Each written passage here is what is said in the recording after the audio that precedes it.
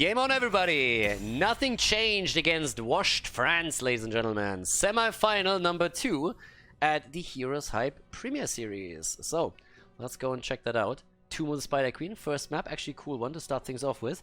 Should be a little bit action-packed since those rotations on the lanes are pretty easy to go through. But it could be a pretty awesome game. I mean, I would give the advantage still over to Nothing Changed considering how well they've been playing lately. And then again, they dropped the map in the previous series against Feel the Heat. So now we're looking over to the team in red, and the question is simply, how are the boys around HeroesHype gonna play here? It's a good lineup. Masquerade, Banana H, you have Nick playing in that as well. And what else are we gonna get with that? For now, they're actually taking their sweet times on the bans. I would actually expect Chromie to make a bit of an appearance here on the side of Nothing Changed, maybe even as a ban, since they have played a lot around that. And yes, there we go, Chromie gets banned out. Snap!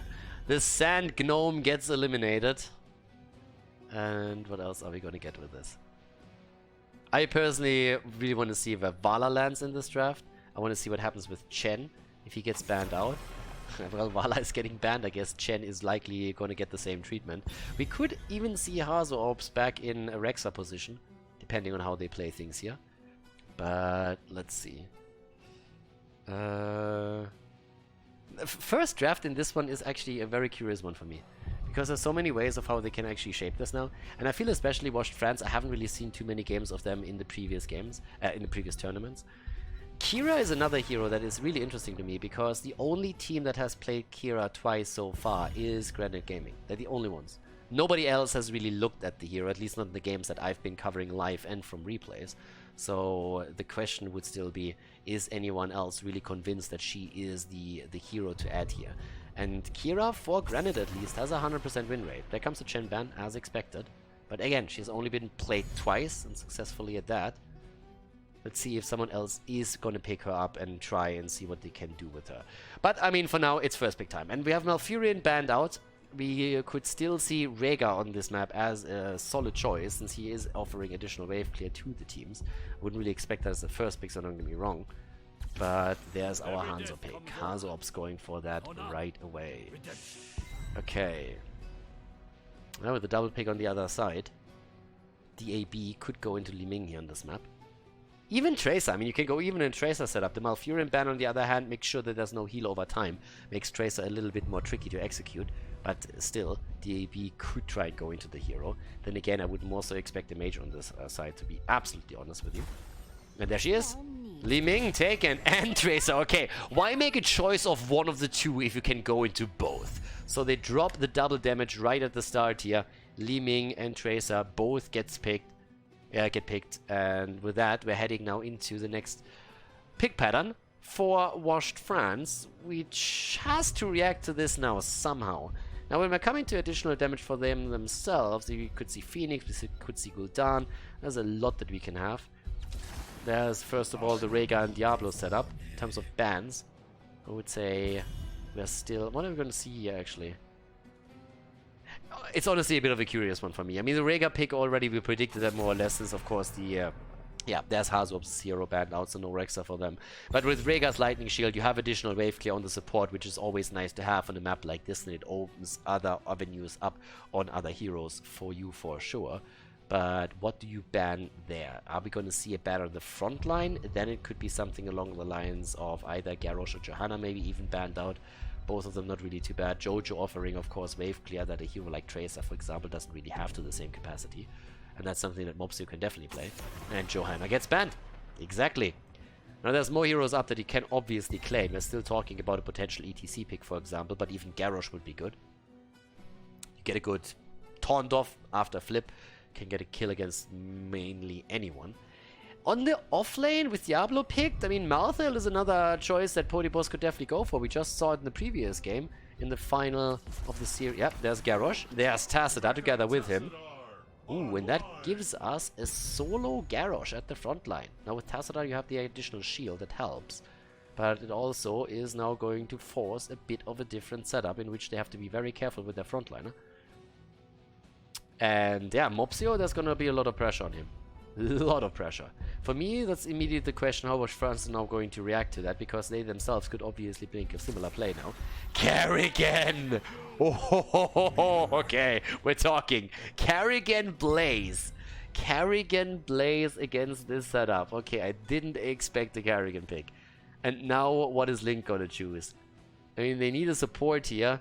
They could go into, I guess Auriel is possible with this now, since the hero was changed in the last patch a little bit, and the energy generation is not as heavily dependent on the battery anymore, but also depends a lot on her. But Linked is Linked, and he's going for Deckard Cain. Ladies and gentlemen, game number 1 with Kerrigan against a double support composition with Deckard Cain on the other side, played by Linked as we're heading into 2 on the Spider Queen. Game number 1, the semi-final. Nothing changed against washed France. On the left side, the blue team starting things off with a double support composition. We're actually seeing Podibos on Tacita, Mopsio on Garrosh, the only frontliner for them. DAB on Tracer. We've been Linked on Deckard Cain, and Blake Kidney is playing Li Ming in game number 1 of this best of 3 series. So, at the right side of the map, Hazops is playing Hanzo for washed France. It's going to be an interesting game for them too, since they are going up against an opponent that in the past has actually shown to be a little bit superior ever since they brought all the Frenchies online. But obviously that's a bit of a synergy question, since Nothing Changed has been playing with this lineup for a long time, whereas washed France have changed the lineup and need to feel that, need to just like establish that rhythm and that synergy that they're going to try and look for now. We're having Hazops on Hanzo in this game. Quasar is playing Blaze, Banana H on Rega, and Nick on Kerrigan, which in and of itself is a really interesting pick right now for the German-French team here. Masquerade is playing Diablo, but this entire lineup is actually quite powerful here if Kerrigan can bring that momentum, and especially with the Blaze combo and the newly changed jet propulsion, that can be very, very dangerous. If you get a really nice setup from Kerrigan and Blaze can capitalize on that, then you have a lot of damage that you can drop with the rest of the heroes here right away. So it's a really heavy CC lineup that we are seeing for the red team, and if played correctly, this could absolutely destroy Nothing Changed, depending a bit on the execution. But again, we're going to see how exactly it turns out for them. Kerrigan, first of all, goes into the Fury of the Swarm here as the level 1 talent choice. In addition to that, we're having the Soul Shield now against the Li Ming and Tacita Tracer composition. And especially Tracer is obviously going to be a focus point too. DAB on Tracer was always a dream, and he needs to showcase his skills here if they want to win this one. And Mopsio also has to be cautious. I mean, again, you are playing Garrosh with the double support behind you, so that's kind of nice. But having still a solo frontliner means that he is going to eat a lot of damage and has to also create a lot of space here. So we have to definitely watch out for that. Now, Kerrigan is currently all the way up towards the top side, and Nick is going to have a huge impact on this game. His wave clear on Kerrigan isn't bad either with a good combo, but what they need from him is obviously kills then later on. And they're already trying to get the damage against some of them in, and oh my god, yes, they get some really serious damage against Tacita and Tracer. So both of them eat quite a lot of poke, as we're having Kerrigan ready there in the middle once more. And yeah, things are not looking too bad for them. So right now, Blikitne making a little bit of an experience move towards the top. We're having down there Podibos and DAB trying to play off against Quasar. Masquerade. Decent damage against him here. Tracer, as she's trying to poke a little bit, but still, outside of that, we are having so far the red team mostly dominating the rotations and trying to be really aggressive with those two. Trying to set Kerrigan up, trying to get the jet propulsion through. Mid lane is very safely in their hands. Aggression against Blikitne again now from Banana H. Mopsio also still looking for an opportunity, but no turn-ins yet from either side. The damage in against Quasar at the bottom of the map as DAB is slowly and steadily starting to go for poke that could eventually result in a kill. Camps are not taken too. That's actually where washed France is currently doing their thing. So they moved over to the right side of the map with Kerrigan and Banana H. One of the advantages of having Rega in the setup is that you can obviously use him with a lightning shield and the wolf jump to get some additional damage in, even saving his mana here right now, not even dropping a lightning shield towards the end. As level 4 abilities come in. Dominance is in. That gives us also the parting gift here for Tracer. Great for DAB to maybe finally make that play into the backline. Oh, but 0 kills so far. And both of the teams with no turn-in just yet. So they both hold roughly 30 gems now, a little bit more than that. But But now with the level 4 talent, the extra life leech on the auto attacks, Tracer is definitely in a better position to go in and try and do some work here. Kerrigan, on the other hand, has gone into the sharpened blades, trying to get the quest reward for the additional damage on the Ravage. And one combo is all that they need. Nick, I mean, you can see how Blakidney is actually looking at this, and the second he sees Kerrigan, he's immediately moving away and saying like, nope, not happening. Down at the bottom of the map, still a little bit of poke happening here. When it comes to Hanzo, we're actually seeing him with a full build straight into target practice here with the Storm Bow focused on with the explosive arrows. Then later on, there's the follow-up against Banana Age, but the jet propulsion, I talked about all the CC that we have for the red team, and it is definitely coming through now. I mean, even Rhaegar has the totem that he can drop, and if Kerrigan would have been here, they would have probably tried to turn it around. Nick is moving in, but he's a bit too late to really participate in the fight. With that, we're still having our little Li Ming play topside for additional gems and experience, and Blakidney holds now 23. That's a majority. Nice move against Mopsio. And the Indomitable and the shield is keeping him alive. That could have been a kill, guys. That could have been a first kill here. Now, he only holds 7 gems, but still, you gotta start somewhere. 23 gems have been turned in by Wash France. Now we also have another flip against Dibbles, and Masquerade is eating the damage, but it's not enough to really threaten the kill just yet. Or is it? DAB comes in, there's the lockdown from Deckard Cain, and with another stun, this should be the end of Masquerade. Masquerade goes down, and DAB moves out of harm's way just as Nick is trying to connect for additional damage here. Well played. First kill in the game. Goes to nothing changed, as they are starting to be a lot more aggressive in this game. And Podibos is closing in on the first quest reward, which is going to increase the radius here of the Cyanoic Storm. Level 7 abilities in for both sides, with the cleanse now ready. Cyanoic Reach 2 for Tassadar. That's going to help him quite a bit. Lockdown against Rhaegar, and Banana Age gets away. No Wolf Run for him on level 1, but he's still able to move out. And instead, we're having the counter kill against Garrosh. Mopsio gets completely dropped at the front as we have Kerrigan coming in. Rhaegar jumping back into the fight, and also Masquerade looking for the stun into the wall with Diablo. Kerrigan by now with a Boundless Fury on level 7. Going into Ravage here.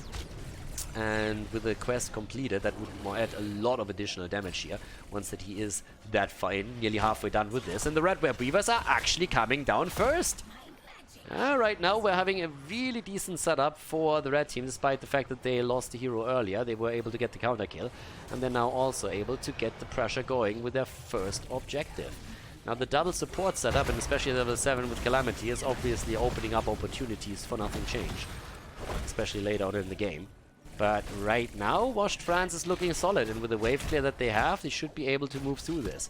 So they're going to try and do exactly that right now, as they're starting to move in here. Top side, Kerrigan is still doing her thing, but against Blakidney, who has 31 gems, it means that the blue team has to be a bit more careful. Can't really make too many plays. Actually, at this point, Kerrigan is eating a lot of damage. Blakidney is doing fantastic here. We expected him to be a lot more passive, considering the amount of gems that he's holding, trying to play it safe there. But now we're having the bot lane defended. Mid lane is looking pretty good, even though the wall has been dropped. The fort itself, well, it could actually be in trouble now. Indomitable being used. Mopsio gets attacked there for a second, and Podibos even coming in from the side. But it's a lot of damage there. Yeah, that was a ton. Still a quest at 750 stacks, which means that we're soon going to have the entire quest reward for Tassadar. The extra damage, therefore, on the poke that he's going to try and drop. What a decent defense. Level 9.5 for both sides now, and it's a pretty solid and slow game. So both of the teams are trying to play this smart here, and you can't blame them. I mean, again, this is the semi-final. You want to reach the grand final. You want to go up against Granite Gaming here. And they have a good chance of making that happen, but it's interesting that we're not seeing any massively aggressive moves yet from Kerrigan. So none of that is happening here. Podibos is currently sitting very, very safe at the bot side with his Mecha Tassadar. And there's the damage coming through in the stacks for Tassadar as well. And drop another Storm in just a moment. Level 10 abilities are on both sides, and that means we actually see now even more CC coming through, since Kerrigan went into the Ultralisk, and they get the gems! Actually not quite. They get the kill and they get a few of the gems, but they're not able to get all of them, since DAB zipped in and collected most of them. But that's the kill that they needed, and they're looking even for more with another wall stun. turn-in attempt. And guys, both of the teams can turn in right now. Mopsio, he's in trouble and gets out. But holy cow, he needs to be cautious. Masquerade pushes himself back, and there's the turn-in from Nick. 15 secured, and they could get the second turn-in. They could get another turn-in now against Nothing Changed. And if that happens, they will lose momentum. They already got to be careful. Oh, the setup against the mobs. And they're trying to go for the kill.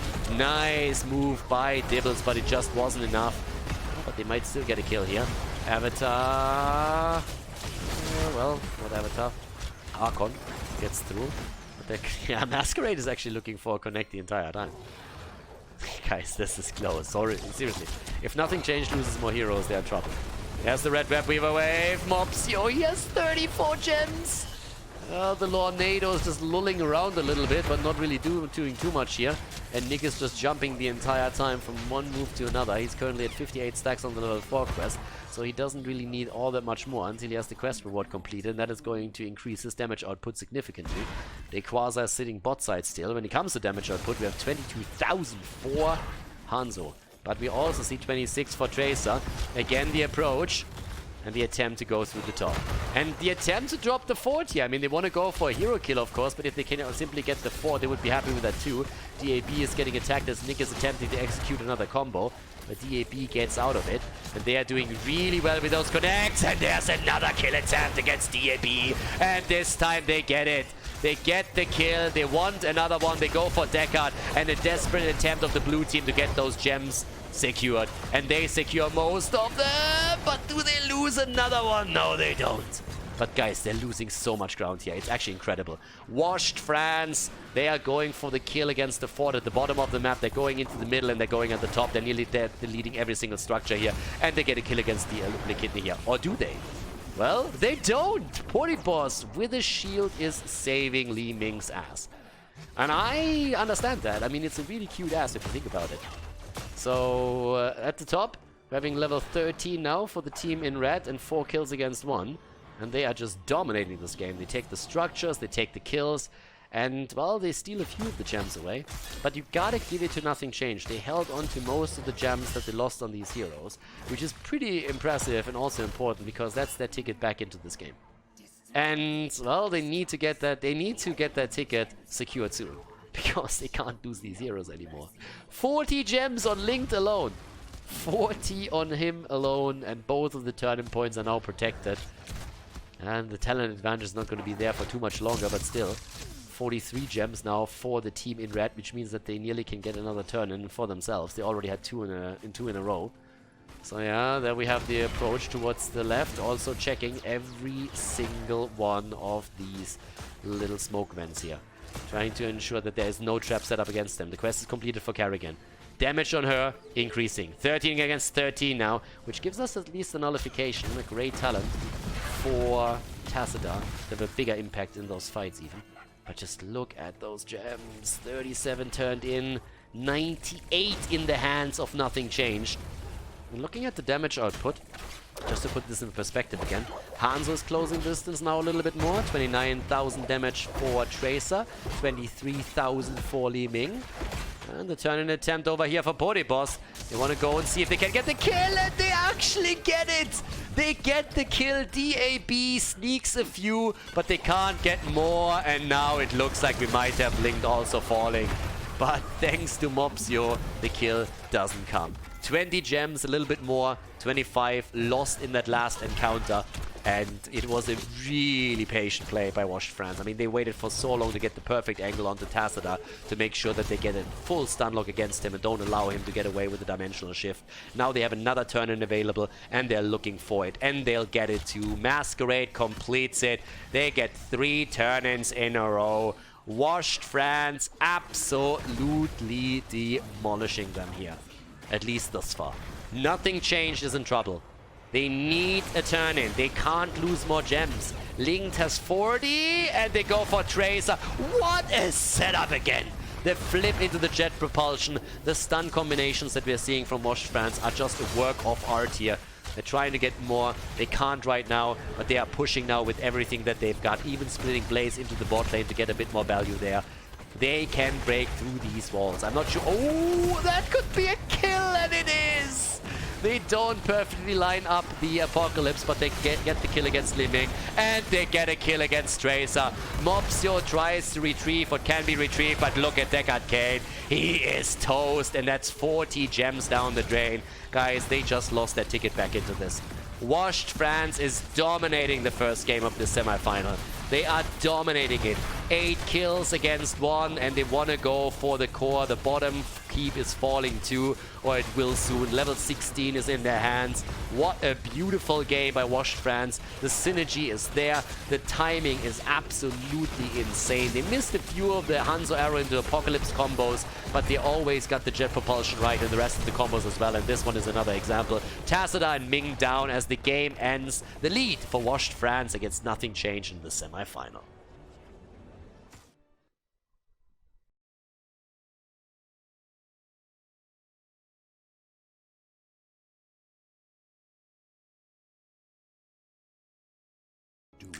Game number 2, Towers of Doom, is the map as we are heading into our second map.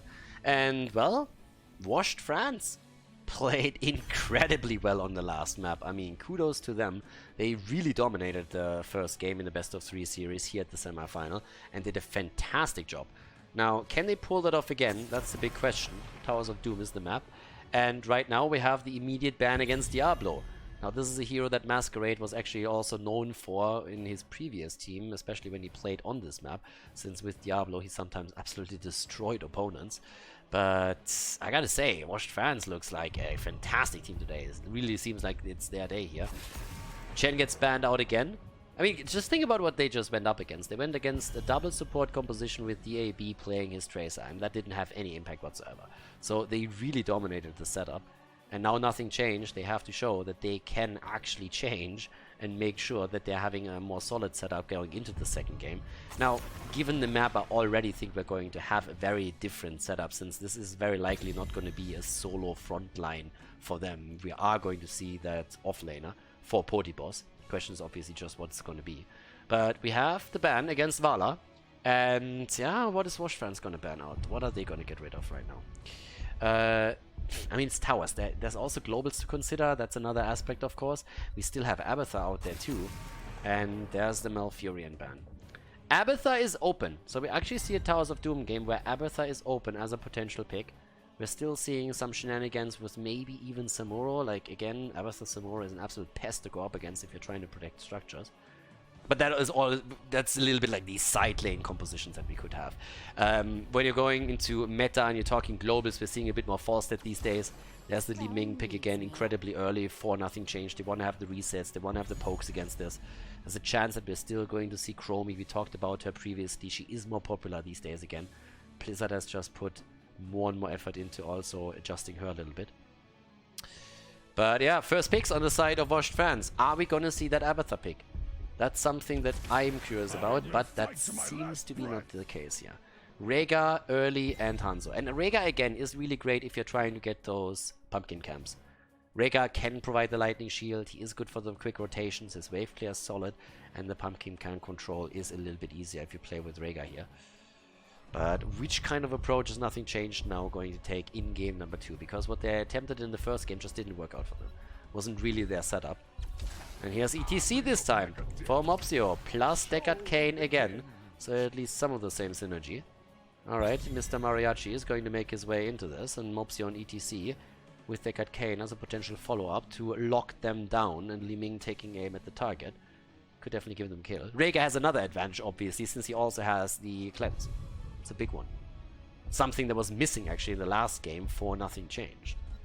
And it's missing also from a lot more heroes these days, because obviously Tirana now has Celestial Attunement at level 16 instead of level 7, which is a big game changer for her. It makes her less attractive in a lot of situations. Ban against Tracer. And we could see another ban against the frontline for Washed France, now that we're actually seeing ETC taken and Diablo banned out. There's an opportunity to ban something on that side too. Nick, Masquerade, and Rayquaza are still looking for heroes, and offlane is another potential ban. But then again, they still need their own offlane, unless they're putting ETC in that spot, and there's the Dehaka ban. Now, we don't see the Haka all that much these days, but if played, he is oftentimes played here on Towers of Doom. So, with that, what else do we have? Double pick now for Washed Friends. Now, with Hazu on Hanzo so far, we're still waiting for a hero for Nick when it comes to damage. So, let's see. Leo on the offlane.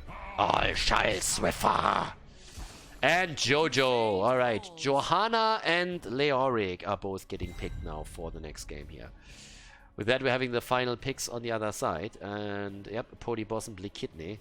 They need still their choices. Polyboss likely going to be the offlaner. Blikidney is always a little bit of a question mark. I mean, the guy has such a flexible hero pool. We've seen it so many times on his Maiev, for example, especially on Volskaya Foundry. He can go in the melee. Oh, and he goes into the melee. Zeratul Abathar. There's our Abby that we talked about. And he's together with Zeratul. Zeratul Abathar. And how is Nick going to react with the final pick here? How is he going to react with this?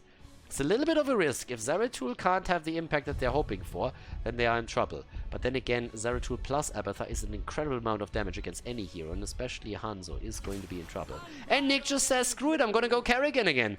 I'm gonna carry that game on Kerrigan. Towers of Doom, map number 2, as we are heading into a second Kerrigan game in a row. Didn't expect that at all heading into this series that we see her. I didn't expect to see her once, now we're seeing her twice. Let's see what Nick can pull off on the second map in this best of 3. Game number 2, nothing changed against Washed France. On the left side, DAB on Li Ming for the blue team. Mopsy on ETC, Polyboss on Abathar. We're having Blikidney on Zeratul and Linked on Deckard Cain. And over to the right side, a big question. Can Kerrigan carry again? And, well, if Kerrigan can carry again, then Nick would, of course, be a fantastic Kerrigan player who is carrying Washed France to victory. Hanzo Ops on Hanzo, Banana H on Rhaegar, we have Masquerade on Johanna, and Dequaza on Leoric. So yeah, time to shine. I'm ready for this one. The first game was already quite a bit of fun. Can you do it again? That's the question. Siphoning Impact as the level 1 talent choice this time. We're having Zeratul as expected into the Shadowhunter, and the Pressurized Clans right here. No level 1 just yet for ETC. It's playing it a little bit slow here on the talent. But let's check out what we're going to get from the red team. As they're obviously going to look for the aggression. Kerrigan. And, well, there's Mopsio. Nick is obviously looking for additional targets. Can Kerrigan do it again? That was a great game from them on the last one. Ooh, Blikidney needs to be a little bit careful. Yeah! Cautious, my friend. Caution right there. Can't go in too deep. Especially with Nick just waiting for another stun. And keep in mind, they do not have a cleanse. They don't have a cleanse, and there is quite a little bit of a CC against them once more. Especially after level 10.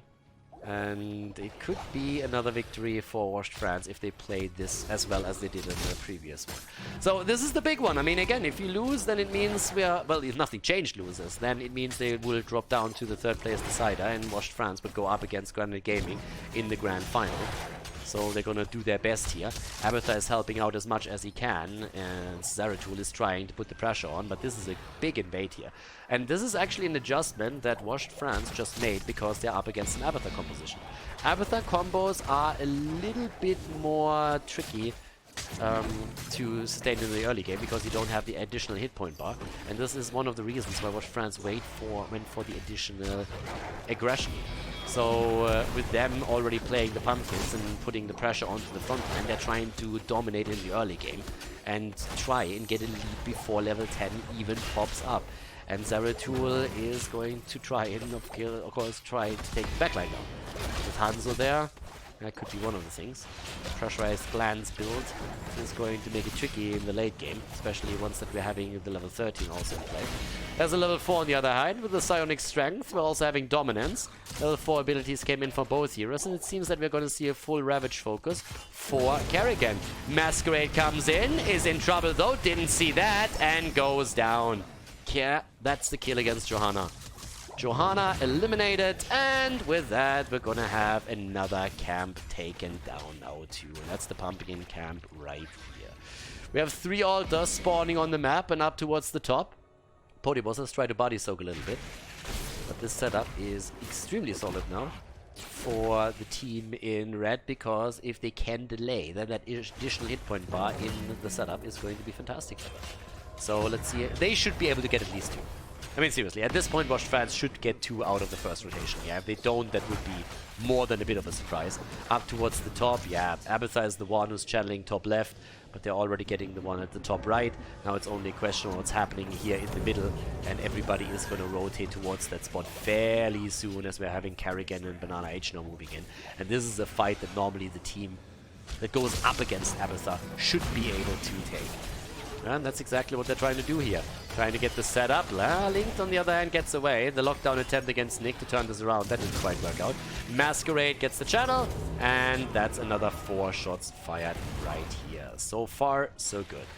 Zeratul with a little bit of damage up at the top against Blikitny. You have to be careful if you're a solo laner in a setup against Abathar, because no matter how well you think you do against the solo laner that goes up against you on the lane, you will always lose out in that fight if Abathar plays his cards right, because it's always going to appear when you at least meet him and offset the balance on that lane.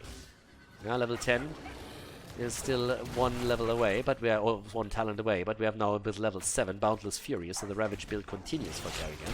But also we are seeing the Vile Nest, so for the additional slows on the Toxic Nest, a really cool talent to take, especially if you don't feel you get a lot out of Mule. Abathar is the last hero that carries Mule in the game. A lot more have held it in the past. Malfurion being one of them, Tyrande being another one. Well, quite a few actually, but these days it's only Abathar. We're also seeing the Seeker in the dark now, and the Emerald, which is a pretty solid setup if you're actually trying to remove the value out of an Ancestral Healing. And if you go for only 1 target and Abathar has to Ancestral that, then that's exactly what might happen here. Talking about things that might happen, Blikitny might end up in a bit of an awkward spot if he goes in from the side, yeah. Oh, Hazob's talking awkward spot, yeah! He's jumping out, damn, I didn't even see that. Blikitny doing a lot more damage there than I expected. But that shows very, very easily how difficult it can be for a low HP hero to survive against an Abathar Zeratul setup, especially after level 10 with the Might of the Nerazim. That's going to be even more tricky for him. So nicely done. But at this point, he survives. And here comes the play now. Again, the attempt to go for the Pumpkin Camp. Mobs, you're actually way more aggressive in this one. Nearly the quest completed for Zeratul too. And at the top side, already the play with Zeratul against Blikitny, against Dequaza. And again, this one is a tricky one. There is the interrupt, but we could see the kill. And obviously he risks it and he goes down. But at the same time, the rest of the team moves in, and good luck surviving that Blikitny. That's not happening. So he goes down as well. Johanna in the middle, still there. Shots getting fired. But that's not only the Abathar challenge on the left side. Red team is doing the exact same thing. There's 4 shots against 4, which still leads to an advantage for Washed fans. But it's the early game. Again, level 10 is when it really matters. That's when we're also always going to see a bit of a shift in all of this. Early game is obviously important, but right now, since both of them are roughly on the same level, there's not a big difference here. That, on the other hand, is a fantastic kill by Nick. Yep, goes in and drops the slug. They have level 10 that gives us also, again, the Ultralisk for them. And they're trying to get the hit. Oh! Pulling the target out of the arrow. Not that it mattered. Actually, did he hit linked? Nah, I don't think he did. So yeah, they still got the kill here. That's all that they needed. But that's 2 additional kills now for Washed fans. Nicely done. And they're getting the tower in the middle too. Yeah, great setup for them. And another big bite against DAB. Jumping in straight for the calf. Li Ming has a couple of sexy ones, especially in that particular skin, so you can't blame Rhaegar for that. Getting a juicy bite out of her. But DAB is already proving his prowess in the middle as he goes for another combo against Dequaza. Doesn't get the kill, but definitely gets the damage connected. Level 10 abilities also all taken, with the exception of ETC, who's going to make it a little bit more interesting what he's going to go for there in the end. Now we're going to see the mosh pit against all the interrupts, so it's instead going to be the stage dive and a little bit of global action. 18,000 damage for Li Ming, 14,000 for Hanzo.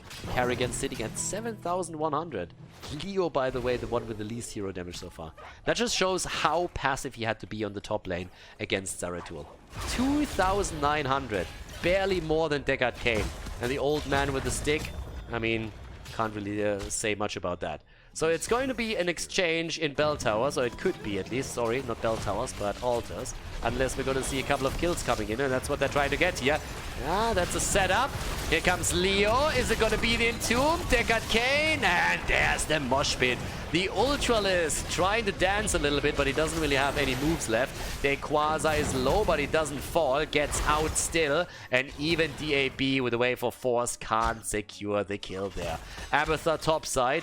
And they're going for one channel down here at the bottom. Zeratul is taking the one in the middle. It's going to be an even exchange between the two teams. And that's going to put us into 24 against 28. Now, there is still Abathur to consider that can body soak, and he did that during that last fight and is trying to push the entire lane out. But the Quasar is topside now and dealing with the situation as best as he can. And with the Neil Peasant, he has the added value here. Likidny at the bottom of the map is trying to make the play for Hanzo, though, and nearly gets the kill, but he gets wrecked as Kerrigan comes in and completes the quest on level 4 and gets the kill. Zeratul is having a tough time here right now. And Hanzo survives. Barely, but he does, and that's all that matters. And they're going for another setup, and Deckard Cain gets bodied. Entombed as well. And this time, Leoric victorious. So yeah, great play. I mean, really, really nice setup right now by Washed France. And it shows again that the synergy we've seen in the last game was not a surprise. And oh my god, they are murdering ETC. They're really going from kill to kill to kill right now. It is incredible. And they want the bottom bell tower, and I don't see a reason why they shouldn't be able to get it. I mean, they have the pumpkin camp demolishing it as we speak. Topside attempt to go for the Quasar, even with the Abathur help, that's not going to be successful. But it is quite impressive how well Washed France is playing this right now. The synergy is honestly incredible. Like, the stun synergy that they have, they're playing with their CC so well, and nothing changed. Has actually dominated the last time that they faced off against each other, but this time it's a very different game. Very, very different setup. Now on level 13 we see actually the spatial efficiency. So no Soma transference for them. Additional charge, bit of cooldown reduction, a lot more poke now on that. Leo's still the one that rotates and tries to soak experience against Zeratul and Abathur, but we still have a more than a level lead now for the red team, and we have them with 6 kills against 2. Single altar on the map, and Nick gets an easy one through, which means that's 5 additional shots fired against the core here. The fight is still on, but the Quasar survives. Likidny wants the kills, he needs the kills. I mean, someone has to provide them eventually, and he's the one that dives in with the help of Abathur over and over again. But thanks to the control on the bot lane, the situation for Washed France is great. They have 5 bell towers against 3. Looking great. The vision is coming through the entire time. And getting a talent advantage soon is not going to hurt their cause either. There's obviously an attempt by the blue team to regain control over the bot lane. But it's mostly thwarted. And the poke is ready. Late game could be a different story. I mean, we're talking about Deckard Cain. Once that he gets the Endless Flask, for example, it's a huge deal. Kerrigan, by the way, now with the Chrysalis here on level 13. So being a little bit more careful against Zeratul and also against Li Ming. It's a lot of damage potential, obviously. Sitting mid-side right now and gets attacked by Likidny on his Zeratul play. But there's little that Zeratul by his lonesome can do. And Abathur, in order to be really impactful, wants to drop the copy. Symbiote is great, but he doesn't really go in the massive Symbiote focus here either. I mean, and now we have the level 1 talent. He has, again, the Symbiote stab. I've never really seen the level 4 and level 13 synergy coming through for him. But now level 16 talents are ready. And that means that we have another advantage for Washed France as we're heading into the triple altar on the map. And that should at least relieve 10 points off the core of Nothing Changed, which would also drop them into the single digits. I mean, there's even a camp getting attacked right now. And that's not the only one. They're going for both. Nick is taking the one to the right side, whereas the rest of the team focuses onto the left. So Leo is getting in position at the altar. Guys, this is troublesome. Really troublesome for the blue team, because they have to also defend against all the camps at the bottom of the map that are coming through right now. That's a freebie right here. Top lane, same thing. 10 shots fired, guaranteed. 10 shots fired, guaranteed. 10 against 3, boom. Straight in your face. 9 against 25, that's what we have now. Nick again, just jumping around. Oh, and the Blessed Shield misses. DAB. Yes, he saw that one coming, anticipated it, and jumps away. But Likidny didn't anticipate that. He's incredibly low, but gets out. Not even Hanzo can drop him, but it shows the aggression against Zeratul again. And talking aggression, they're continuing with that as we speak. They go for Mopsio. He gets attacked here. Mopsio. Can they get a setup against him? He's getting poked to death here. Not literally, in this case, only figuratively, but it's close. But they get level 16. I mean, again, that's at least something. They have level 16, they have the adrenaline boost now, the sentence to death even. It's another big one, because right now, Hanzo is in even more trouble. They want to get the quick kills against targets, and that's exactly what he can achieve with this particular setup that he's using. Yeah, Blakidney also going in. Wants to go against Banana H. He has the setup once again. Zeratul still with the damage. Self-Ancestral. Boss is about to lose the copy. That would be a big one. Arrow against ETC. And the follow-up with the shield. Again, the CC train. Blessed Shield, Hanzo Arrow, they drop everything against them.